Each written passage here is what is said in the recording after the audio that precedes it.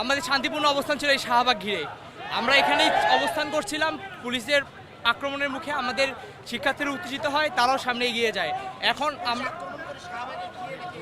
আমাদের এখানে আক্রমণ করা হয়েছিল প্রথমে ইট পাটকেল নিক্ষেপের সাথে সাউন্ড গ্রেনেড, টিয়ার শেল, সেই সাথে পিপার জল কামান থেকে তারা নিক্ষেপ করেছে।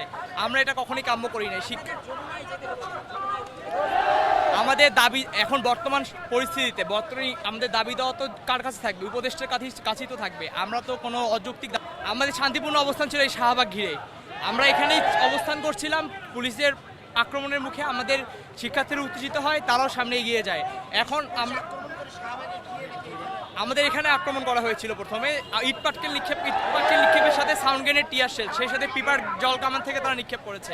আমরা এটা কখনোই কাম্য করি নাই। আমাদের দাবি এখন বর্তমান পরিস্থিতিতে আমাদের দাবি দেওয়া তো কার কাছে থাকবে? উপদেষ্টার কাছেই তো থাকবে। আমরা তো কোনো অযৌক্তিক দাবি দেওয়া নিয়ে আসি নাই। আমাদের 3 দফা দাবি, প্রতিটাই যুক্তিযুক্ত দাবি ছিল। এই দাবি